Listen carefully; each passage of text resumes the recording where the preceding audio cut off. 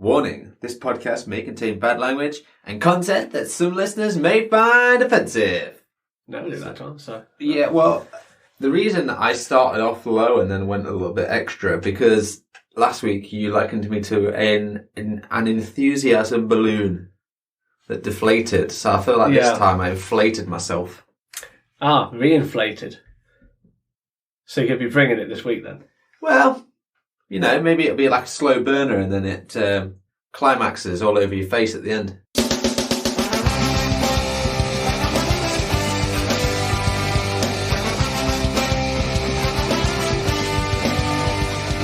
Welcome to the Seesaw Podcast with T and Cleves.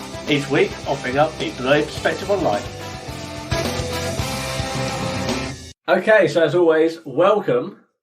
I was going to say, as always, I'll do the welcome, because I don't think you've ever said welcome other than you did the disclaimer. Yeah, I don't know why we kind of just naturally settled into that, didn't we? Yeah. I always wait, like this time I was just waiting for you to like chime up and think, maybe I'll do it this week. And then there's just like a lot of dead noise. I was like, no, I'll do it as always. Yep. Welcome to the Seesaw, balancing the hard truths about disability and life. Are you pitching that as a line there? That really sounded like you were going into it, like really trying to shoehorn that in, like that's going to be our strap line. I don't hate it. Don't get me wrong. It needs work. It needs work. And as you know, I've won awards for having great strap lines. So. What awards? I won the one at college at RNC. Did you really? Yeah, they wanted a strap line for their new website to go with their strategy. And as a bit of a joke, I just sent the most cheesy, cringy thing I possibly could. And I won.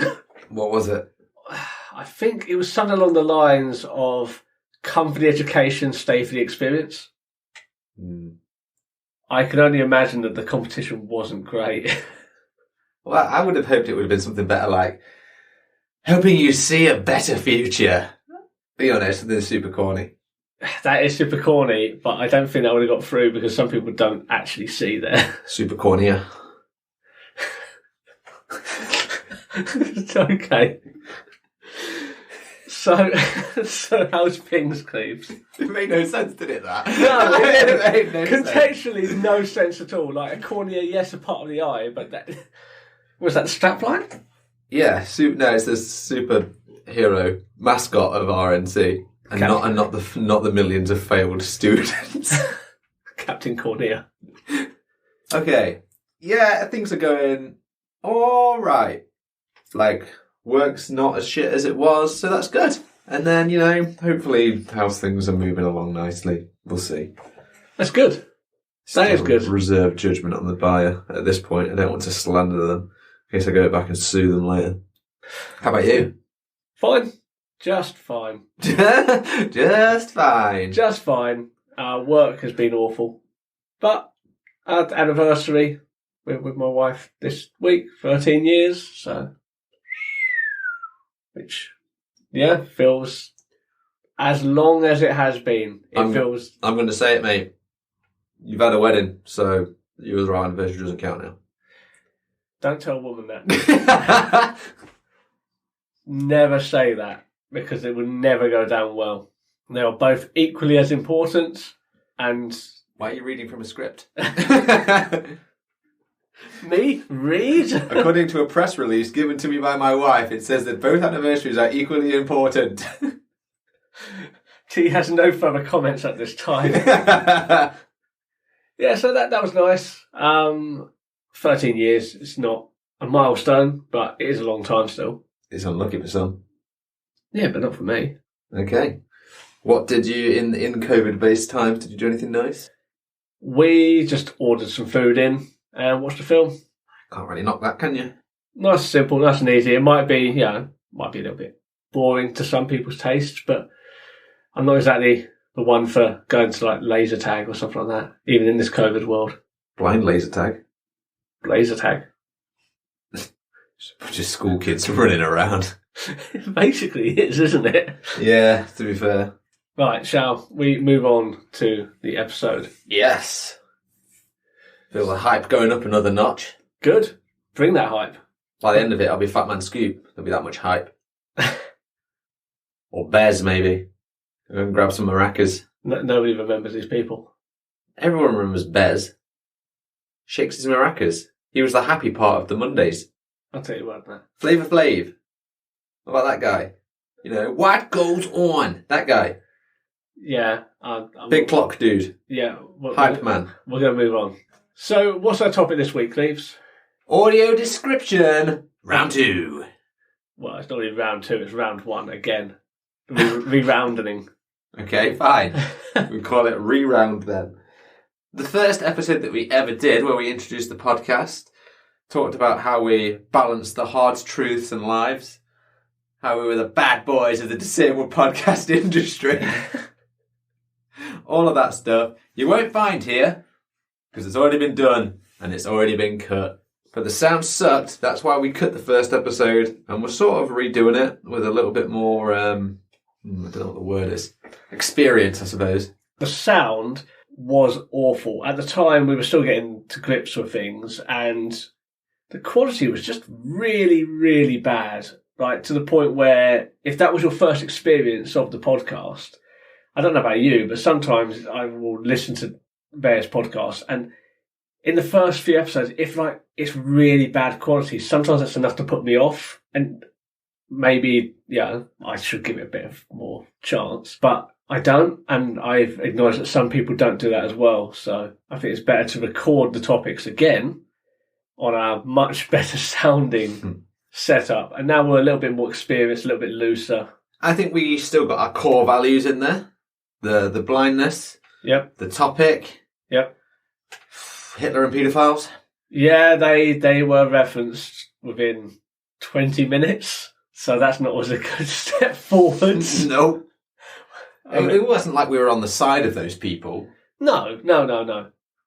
But still bringing it up in like episode 1. Look, unless you were a Nazi or a paedophile, you'd have nothing to be offended about. What about Nazi paedophiles? I mean, they would have existed. They're the worst humans of all. I was going to say, like, it don't get much worse than that, really, do you? No. Moving on. Cool. So, audio description. What is it, T? Explain it to the listeners at home whilst I put a mansplaining theme tune over their top. I'm going to stop explaining things going forwards. Okay, audio description is pretty self-explanatory.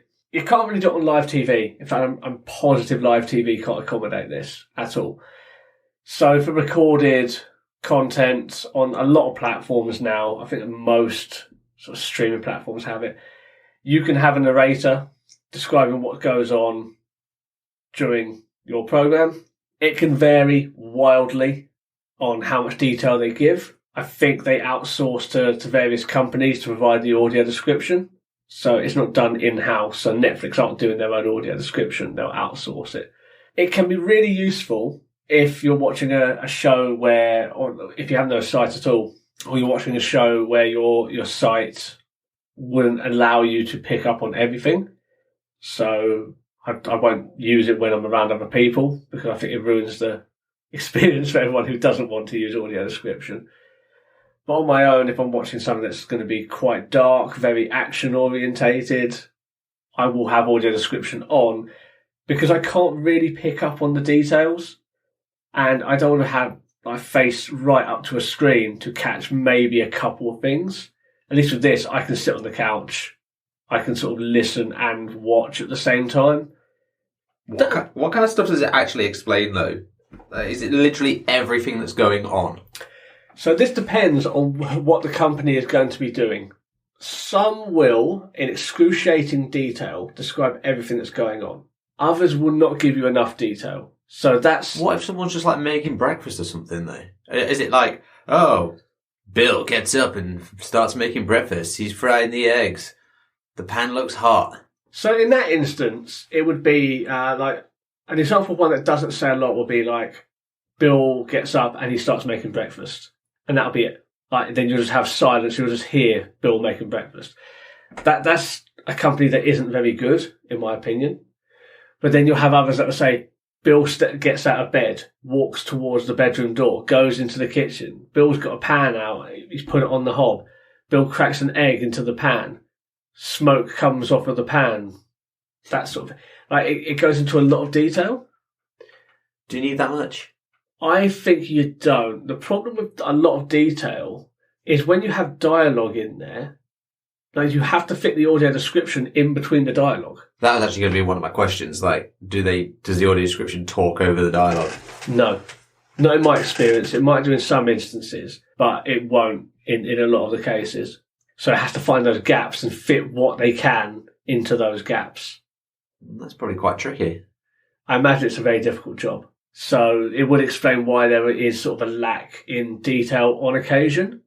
But then there's other times where I do feel that there is instances where more detail is needed, especially in sort of if you're watching an action film or something, and you know that a fight's going on, it's like a fight breaks out.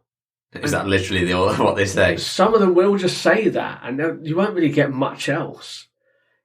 But then others will be very descriptive. So I remember Netflix Daredevil, very descriptive. It was one of the things it was rated on highly, I suppose, blind superhero.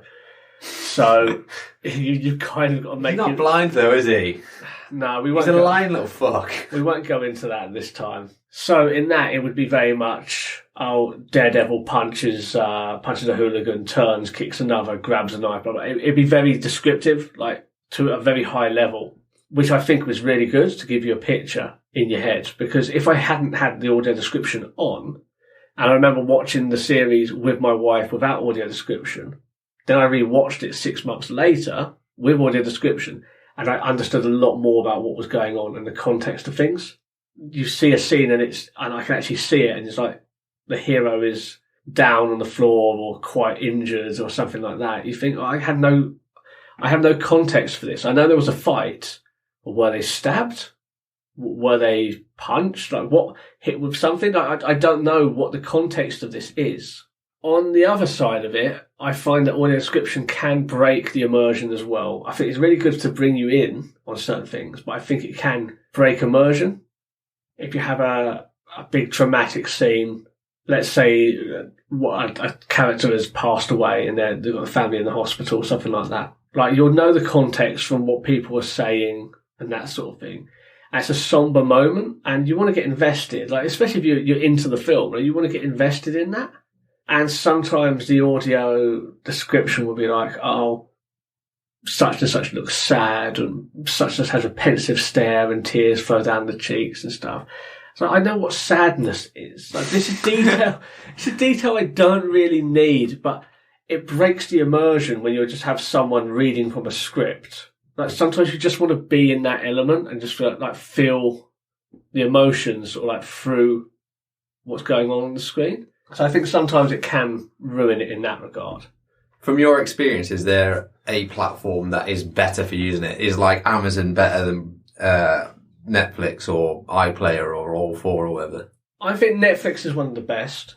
Amazon, they are getting better, but the problem I do have with especially Amazon is they won't put the investment into audio describing sort of legacy content. An example of this would be Vikings. From season 3 onwards, there is audio description on the show. Yeah, Amazon took it over, didn't they? They did. From like History Channel. But they didn't go back and get a company to audio describe season 1 and 2. Oh, so you're pretty fucked from the off then. So I can't watch it because it's one of those shows that it's very dark and it's very action orientated, which I would require audio description for. But because the first 2 seasons aren't, it means I either have to start at season 3 and write off 2 seasons of story or not watch it at all. That's a problem. It's something that they could fix. I haven't checked in months, and it might have been fixed, but this isn't the only instance. So with legacy stuff, it can be a little bit tricky. What about films? Because that's not like Amazon's own content. Do they? But obviously, it has the films. You know, if you buy a film or rent it on Amazon, do you get like an audio described option that comes with it? Depends on the film. Oh, so it's done by like the film company then, basically. Yeah, it depends on the film entirely. I remember a few years back was it The Revenant, the Leonardo DiCaprio film? A lot of it is subtitled. I'm assuming that the audio description reads the subtitles. That's what I really like about it. But it must have to read that over the actors' voices, though. Yes, it does. Okay. When it came to Amazon Prime, that was not an option. But when it came to Netflix, it was.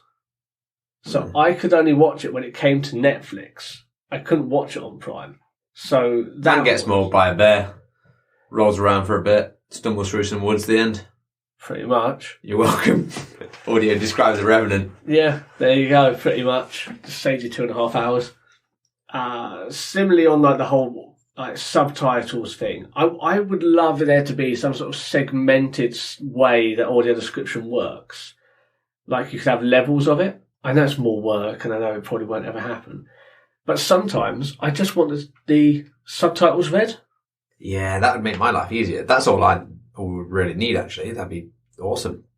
Or if like stuff was on a bit of document or, like when they show you the phone screens and stuff on TV. Yeah. Just anything like that. Anything with words, just get that written out. Yeah.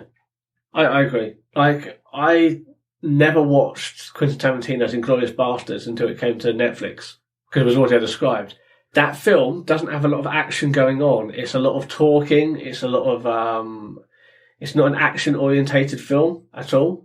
Okay, on that film then, so there's the main scene, isn't there, where it's all in German and they're sat in that bar or wherever it is. Yeah. And it's a really, really tense scene. Yeah. With someone like reading the subtitles out, does it ruin that tension? It does to a degree, to be honest. But on the other hand, I would never have watched it if it was not for that audio description.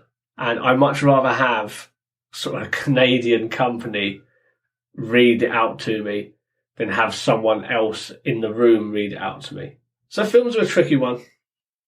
The thing with the films is just because you think it should have audio description doesn't mean it will.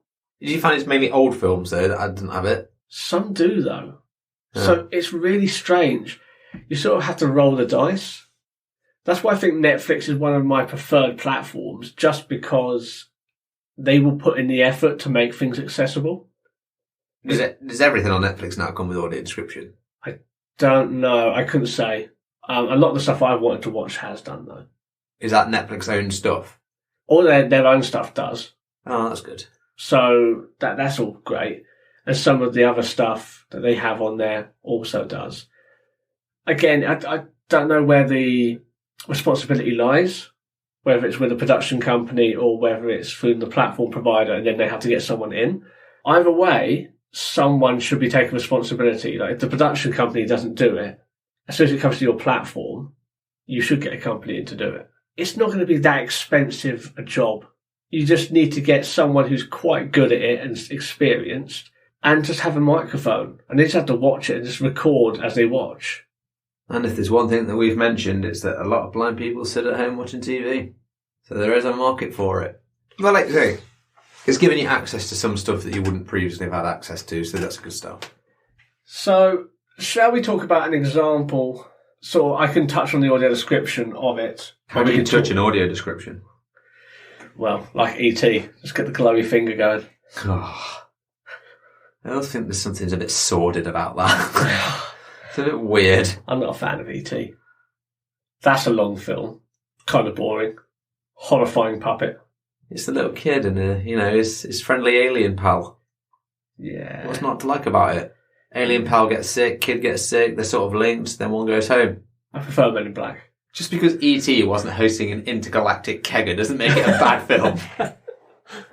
If E.T. was in Men in Black, I might have a bit more respect for E.T. I feel like if E.T. was in Men in Black, Will Smith probably would have popped in within the first 10 minutes. With the midget cricket. Yeah. So, we've recently watched something on Prime, and I will touch on the audio description of it and give you my rating of... Is it a berating? That's not a berating. I was trying to think of what I could use. Like some people use like thumbs up and stars and stuff like that. I was thinking of what symbol I could use.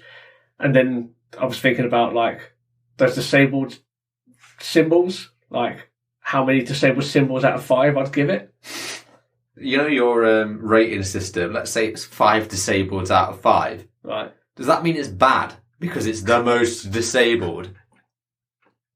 See, this is why I don't like rating systems. Like, if you're using them by that logic. Okay, so maybe I should just stick to something that people can understand then. So... It's 5 disabled. It will put you in a coma, basically. That's how bad the film was. But at 1 disabled, it will give you a mild hearing impairment, fixable with a hearing aid. Yeah. Hearing loops. Yeah, one of those. Yeah. Yeah, I will think of an actual scale. Recently, there has been a show on Amazon Prime, Invincible, animated show for adults, so you can feel better about watching it with your cereal. All about superheroes and sort of flipping a lot of the ideas on their heads. So, what did you think of it, Cleves? I thought it was a mixed bag. Right. Like, there was a lot of stuff that I did quite like, but then every now and again, it was a bit cheesy at points. Like, it was, if you liken it to Saturday morning cartoons, and the animation style is very 90s X-Men or Transformers style cartoon, which I don't have a problem with. But I think it dipped a little bit too much into that Saturday morning kids cartoon pool. And then all of a sudden one of the characters would swear or punch someone and their eye would fall out or something. And you were like, oh yeah, shit, this is actually for adults. Yeah. I see where you're coming from. There might be spoilers here. I don't know what we're going to talk about, but you've been warned. If you are going to watch it. Warning! Warning, this episode might contain spoilers. So, I really enjoyed it. I can see your issues that you've brought up. I can understand that. I think that the fact that it's a bit edgier, and I think that it does a better job at tapping into the teenager becoming a superhero sort of trope itself. I think it deals with that a lot better than other media have. I think Sam Raimi's Spider-Man films, the first 3 with Tobey Maguire in them, I don't think it did a good job of balancing the whole trying to be a normal kid and a superhero, as well as the most recent ones have done with Tom Holland as Spider-Man. I think that does a better job with the whole, this is a responsibility as a superhero, but it kind of gets in the way of life, and you can't have both. Also, Tobey Maguire kind of sucks. Yeah, there's a little bit of a renaissance on people enjoying those films lately, in the last year or so, going back and saying that they're pretty good. I was never really a fan of them. I suppose when you have no alternatives, you take, if you like that sort of content, you take what you can. I liked Molly's Game, the film. That was a film about Tobey Maguire. I don't like Tobey Maguire. Anyway, go on, Invincible. So let's go back to Invincible and not Tobey Maguire. We're not allowed to say Invincible anyway, we just roll the credits. Yeah. So very gory. Like I said, flip things on the head. I think the first episode especially, you sort of get into it, and like you said, it was a very Saturday morning cartoons for a lot of it. For 90% of the show is very much Saturday morning cartoon. But then they roll the credits, and then you look down, and there's still 15 minutes left. And after the credits roll, it carries on. Then you have the equivalent of Superman, who's called Omni-Man, basically fucks up every superhero on the planet in brutal fashion. That was sort of the end of the first episode. So I thought it was really good. And we link it back to audio description. Audio description, bit of a mixed bag as well, if I'm being honest. In some of the action scenes, it was fantastic.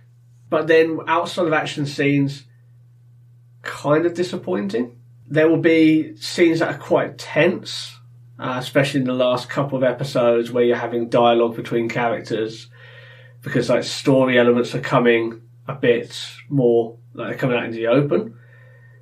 And the narration will be, such and such and such and such are looking at each other. And it will just be silent. And it'll be it will have the dialogue going as well. You'll have the characters having their discussion. And because animated, I can see more than I would do if it was a live action show. And I can see the expressions on the faces and stuff like that.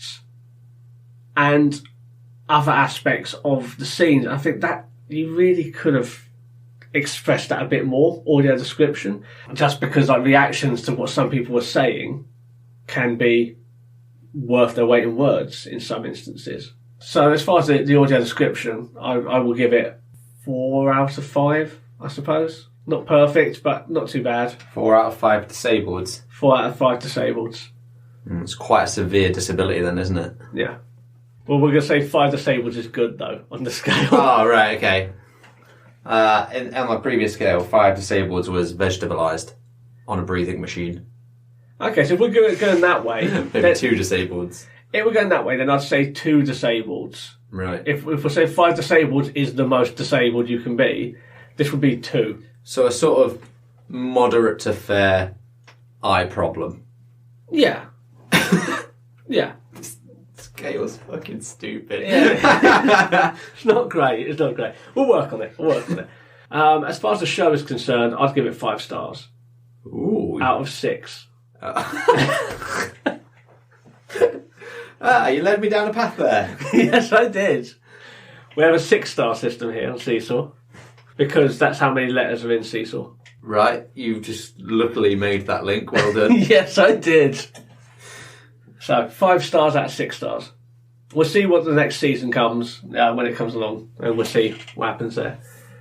And then maybe if people like this sort of content, we might do some other stuff now and again. Sort of reviewing. I wouldn't mind reviewing some more stuff. I like films and shows and stuff. But that's up to what people want to listen to and what you want to do as well.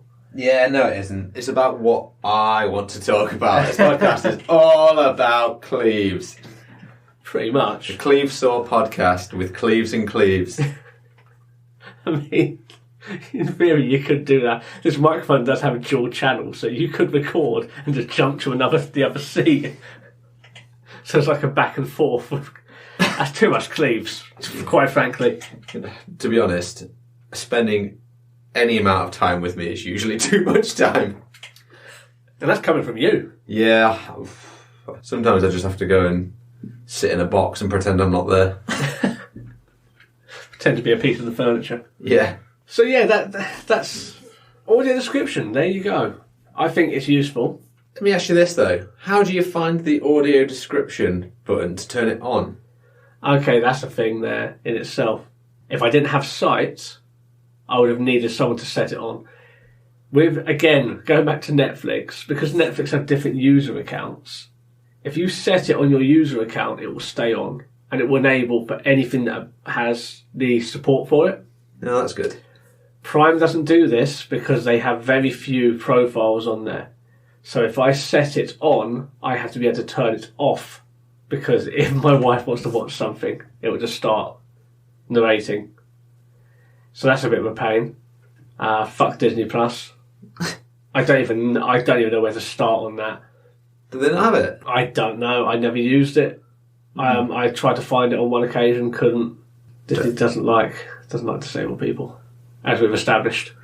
Fucking mouse. Fucking mouse. So, like, turning it on in the first place can be tricky, but usually you just ask someone to do it for you. But if I could have the same infrastructure from Netflix, including audio description, across the board, I'd be a happy man. There you go. But until then, I'll be my miserable little shitty self. 5 disabled. I'd say I'm out of 4 disabled. Would you give yourself a 1 out of 6 stars? Depends on the day and what I've achieved.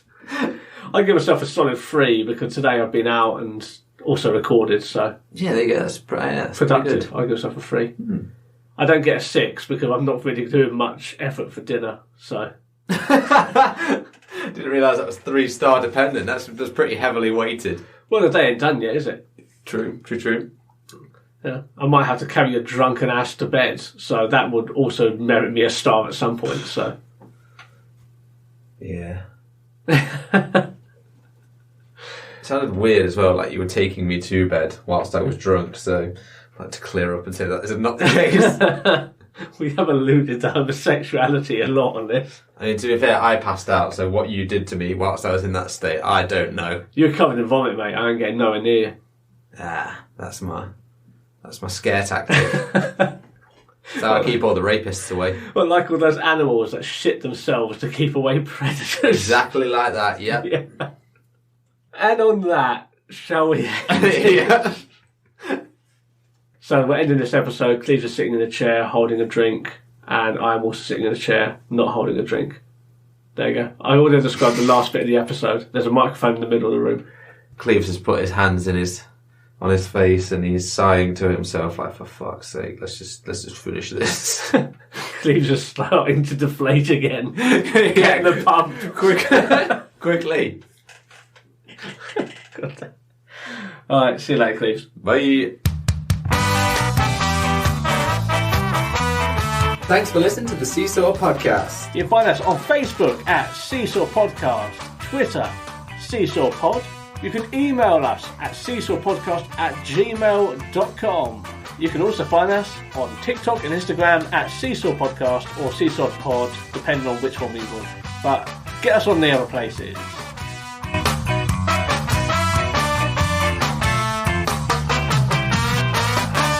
This podcast was recorded in front of a blind audience.